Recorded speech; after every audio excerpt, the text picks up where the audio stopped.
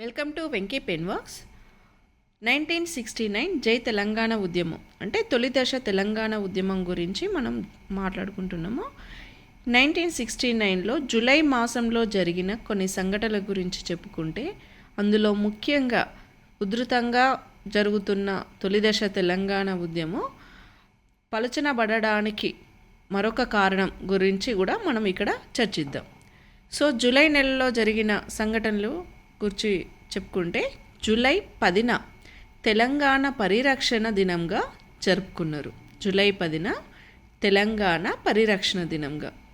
July 12న Telangana flag day, Telangana flag day అనే జెండా దినంగా జరుపుకున్నారు. ఇక జూలై 25న పండిట్ నారాయణ రెడ్డి లోక్సభలో ప్రైవేట్ బిల్లును ప్రవేశపెడతారు. ఏమని? తెలంగాణ కావాలి అని, తెలంగాణ రాష్ట్రం ఏర్పాటు చేయాలి అని లోక్సభలో ప్రైవేట్ బిల్లును ప్రవేశపెడతారు. ఎవరు? పండిట్ నారాయణ రెడ్డి. ఇక జూలై 3న పీజీ సూరి విద్యార్థి నాయకుడిని పీడీ యాక్ట్ కింద అరెస్ట్ చేస్తారు. పీడీ యాక్ట్ కింద మనం గత వీడియోలో చెప్పుకున్నాము. చాలా ముఖ్యులు, ఉద్యమాన్ని నడిపిస్తున్న, చాలా తీవ్ర స్థాయిలో జరిపిస్తున్న మర్రి చెన్నారెడ్డి, అచ్యుతరెడ్డి వీళ్ళందరూ కూడా అరెస్ట్ అయిపోయిండ్రు. వాళ్ళని అంటే బెయిల్ అంటే 60 రోజుల వరకు వాళ్ళకి బెయిల్ రాదు. ఇక చివరి దశలో చెరుకు సుధాకర్ కూడా అరెస్ట్ అవుతారు ఆ ఉద్యమ కాలంలో. సో జూలై 4న ఏం చేసిండ్రు? బొల్లారం రైలు పట్టాల మీద తెలంగాణ రాష్ట్రాన్ని ఏర్పాటు చేయాలని 1000 మంది నిరసన చేస్తారు. మనము మలిదశ తెలంగాణ ఉద్యమంలో కూడా రైలు పట్టాల మీద కూడా మనం ఉద్యమాలు జరిగినాయి, నిరసనలు జరిగినాయని మనం చూసే ఉంటాం. ఆ రోజుల్లో తొలిదశ ఉద్యమంలో కూడా అదేవిధంగా బొల్లారం రైలు పట్టాల మీద తెలంగాణ రాష్ట్రాన్ని ఏర్పాటు చేయాలని 1000 మంది నిరసన వ్యక్తం చేస్తారు.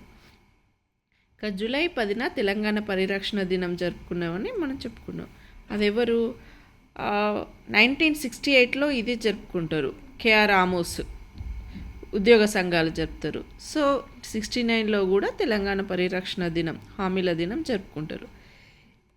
సో మనకి మలిదశ తెలంగాణ ఉద్యమంలో సకల జనుల సమ్మె గురించి మనకు తెలుసు. 42 రోజుల పాటు అన్ని కుల వృత్తులు, ఉద్యోగ సంఘాలు అందరూ కూడా ప్రభుత్వాలకు సహకరించకుండా సకల జనులు 42 రోజుల పాటు సమ్మె చేసి తెలంగాణ వాదాన్ని కేంద్ర స్థాయిలో అన్ని రాష్ట్రాలకి, దేశం మొత్తం కూడా వినిపించిండ్రనే విషయం తెలుసు. అది ఎప్పుడు జరిగింది? 2011 సెప్టెంబర్ 13 నుండి 2011 అక్టోబర్ 24 వరకు సుమారు 42 రోజులు విద్యార్థులు కూడా తమ విద్యా సంస్థలను క్లోజ్ చేసుకొని చాలా ఉవ్వెత్తున జరుపుకున్నారని మనకి తెలుసు, మనం ప్రత్యక్షంగా చూసినాం.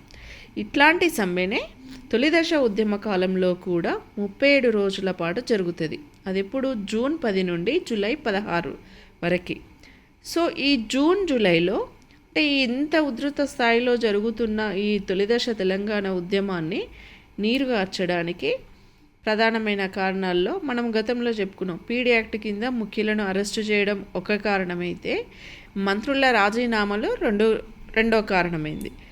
అంటే అక్కడ ఒక మంత్రుల రాజీనామాలను నాటకంగా తీసుకొని కాసు బ్రహ్మానందరెడ్డి తెలంగాణ ప్రాంతాల మధ్యలోనే చిచ్చుబెట్టి ఉద్యమాన్ని పల్చన చేసిండ్రు అనేది మనం గత వీడియోలో చర్చించుకున్నాం. ఇక మూడో కారణం చూస్తే జూన్ జూలై నెలల మధ్యలో రాష్ట్రపతి ఎన్నికలు వస్తాయి. రాష్ట్రపతి ఎన్నికలు ఎందుకు వస్తాయంటే అప్పుడు 1967 to 69 మధ్య కాలంలో పనిచేసిన రాష్ట్రపతి జాకిర్ హుస్సేన్ తను మరణిస్తాడు. అప్పటి ఉపరాష్ట్రపతి వివి గిరి. ఇక నీలం సంజీవరెడ్డి ఏమో లోక్సభ స్పీకర్గా ఉండేవారు. ఇక రాష్ట్రపతి మరణించడం వలన రాష్ట్రపతి ఎన్నికలు రావడం జరుగుతాయి.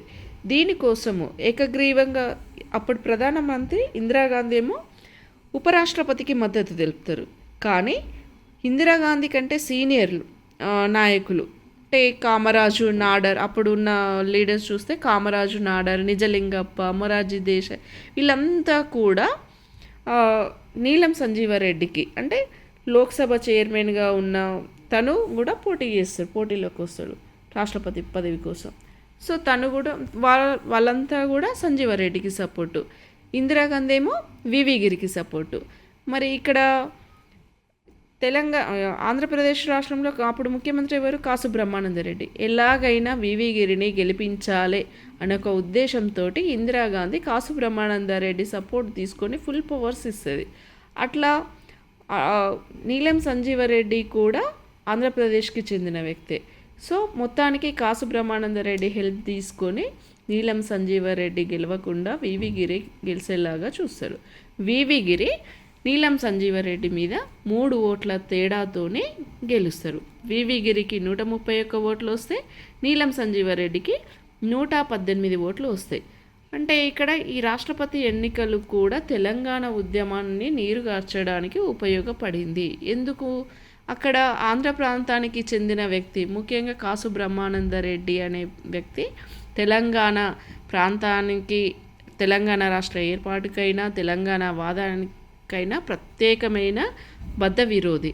సో అక్కడ ఇందిరాగాంధీ కాసు బ్రహ్మానందరెడ్డి హెల్ప్ తీసుకోవడం వల్ల అంటే తను ఇండైరెక్ట్గా తెలంగాణ వాదానికి తనకి సపోర్ట్ చేసినట్టే అవుతుంది కదా. సో అట్లా తెలంగాణ వాదానికి, తెలంగాణ ఉద్యమాన్ని నీరుగార్చడానికి ఈ రాష్ట్రపతి ఎన్నికలు కూడా ఒక కారణమని చెప్పుకోవచ్చును.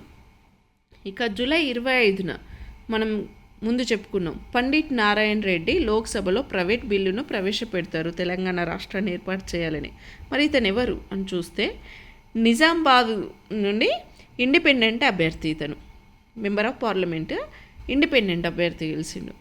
సో తెలంగాణ రాష్ట్రం ఏర్పాటు చేయాలని ప్రైవేటు బిల్లును ప్రవేశపెడతారు. పార్లమెంటరీ కమిటీని కూడా ఏర్పాటు చేయాలంటాడు. తెలంగాణ వాదాన్ని వినిపించడానికి తెలంగాణ రాష్ట్ర ఏర్పాటు గురించి మీరు చర్చించాలి అంటూ పార్లమెంటరీ కమిటీని కూడా ఏర్పాటు చేయాలని చెప్తారు. ఇంకేమంటాడు? ప్రజాభిప్రాయ సేకరణ జరగాలని డిమాండ్ కూడా చేస్తాడు లోక్సభలో. అంటే ఇండిపెండెంట్ అభ్యర్థి కాబట్టి నిజామాబాద్ నుండి ఇండిపెండెంట్ అభ్యర్థిగా గెలుపొందిన పండిట్ నారాయణ రెడ్డి తెలంగాణ రాష్ట్ర ఏర్పాటు చేయాలని ప్రైవేట్ బిల్లు ప్రవేశపెడతాడు. అందరితో ఒప్పుకుండా పార్లమెంటరీ కమిటీని ఏర్పాటు చేయాలని, ప్రజాభిప్రాయ సేకరణ కూడా జరగాలని లోక్సభలో డిమాండ్ చేస్తాడు.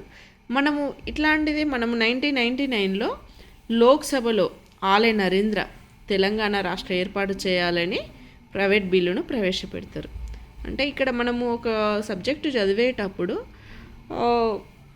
డిఫరెన్షియేట్ చేస్తూ, అంటే ఆ టైంలో ఎవరు చేసిండ్రు, ఈ టైంలో ఒకే దగ్గర మనము చర్చించుకుంటే ఆ పాయింట్స్ అనేవి మర్చిపోకుండా ఉంటాం.